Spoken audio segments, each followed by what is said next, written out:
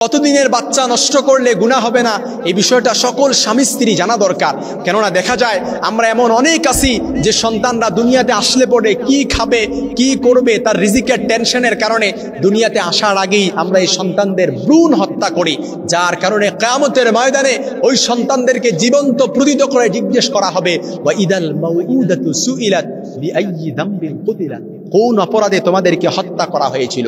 এজন্য কতদিনের বাচ্চা নষ্ট করলে পরে গুনাহ হবে না, ইসলামের শরিয়া অনুমোদন দেয়, এই বিষয়টা আমাদের জানা দরকার। আমি যখন সৌদি আরবের প্রখ্যাত স্কলার শেখ সালেহ আল উসাইমিনের লিখিত কিতাব আশ-শারহুল মুমতি গ্রন্থের মধ্যে বিষয়টা সুস্পষ্টভাবে লিপিবদ্ধ করা হয়েছে, সেখান থেকে নকল করেছি, এবং আর রামলি নিহায়াতুল মুহতাজ গ্রন্থের মধ্যেও বিষয়টা কোট করা হয়েছে, ইবনুল হুমাম রাহমাতুল্লাহর ফাতহুল কাদির গ্রন্থের মধ্যেও বিষয়টা কোট করা হয়েছে, সেখান থেকে নকল করেছি।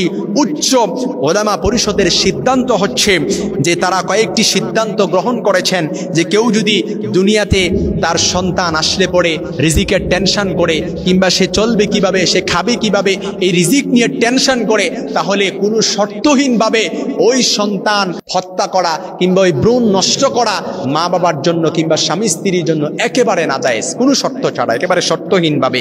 আর যদি ডাক্তার কোনো ভালো ডাক্তার কিংবা যার মধ্যে দিন আছে, দিনদারিতা আছে, যে একাধারে ভালো ডাক্তার এবং যে ইসলামের প্রতি একটু জ্ঞান রাখে, ওই ডাক্তার যদি বলে যে এই সন্তানকে আপনি যদি এখন দুনিয়াতে আসতে দেন কিংবা এই সন্তান গর্ভধারণ করেন তাহলে আপনার শরীরের জন্য মারাত্মক প্রভাব ফেলতে পারে, তাহলে আপনি গর্ভপাত করতে পারবেন। কিন্তু কতদিন বয়সে গর্ভপাত করতে পারবেন, এই ভ্রূণ নষ্ট করা যাবে, বাচ্চা নষ্ট করা যাবে, এটা হচ্ছে ধর্তব্য বিষয়।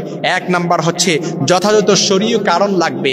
আপনার শরীয় কারণ সীমানার মধ্যে যদি গণ্ডির ভেতরে যদি থাকে যে শরীয় কারণ আছে, তাহলে আপনি বাচ্চা নষ্ট করতে পারবেন।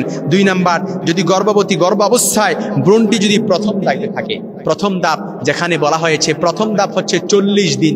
এই 40 দিনের আগ মুহূর্তে যেহেতু জমাট বাঁধা রক্তে পরিণত হয় না, এই 40 দিনের আগ মুহূর্তে আপনি চাইলে এই ভ্রূণটাকে আপনি নষ্ট করে দিতে পারবেন। 3 নাম্বার হচ্ছে স্থায়ী কমিটির ফতুয়া, সৌদি আরবের প্রখ্যাত স্কলার শেখ সালেহ আল উসাইমিন এবং শেখ আব্দুল্লাহ বিন বাজ রাহিমাহুল্লাহ এবং সৌদি আরবের ফতুয়া বোর্ডের সিদ্ধান্ত হচ্ছে, তারা বলেছেন যে কোনো শরীয় কারণ ছাড়া কোনো নারীর গর্ভপাত করা নাজায়েজ যদি গর্ভাবস্থায় ভ্রূণটি বীর্যের অবস্থায় থাকে আর তা থেকে 40 দিন বা তার চেয়ে কম সময়ের মধ্যে সে সেটি ফেলে দেয়া কিংবা গর্ভপাত করার ইচ্ছা পোষণ করে থাকে, তাহলে সেটি তার জন্য জায়েজ হবে।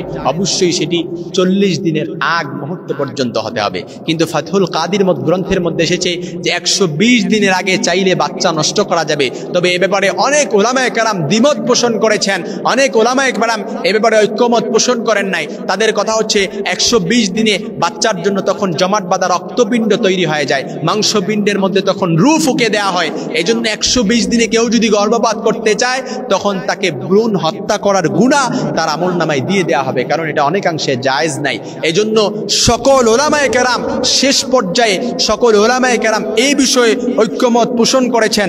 সর্বসম্মতিক্রমে মাসালা হচ্ছে কেউ যদি বাচ্চা নষ্ট করতে চায় যে শরীয় কোনো কারণ এবং ডাক্তার যদি বলে গর্ভপাত করতে, কিংবা তার শারীরিক কোনো আত্মিক কোনো ক্ষতি যদি হয়, তার দেহের যদি কোনো ক্ষতি হওয়ার আশঙ্কা থাকে, এই বিষয়ে যদি কেউ গর্ভপাত করতে চায় তাহলে প্রতীয়মান হচ্ছে তাহলে 40 দিনের বেশি যদি হয়ে যায় তাহলে সে গর্ভধারণটা চালিয়ে যেতে হবে। কিন্তু 40 দিনের আগ মুহূর্ত যদি ডাক্তার যদি বলে যে এর আগে আপনি যদি এখন গর্ভপাত করেন তাহলে আপনার শরীরের জন্য মারাত্মক কোনো ক্ষতি হবে না, তাহলে গর্ভপাত করা এটা অবশ্যই বৈধ।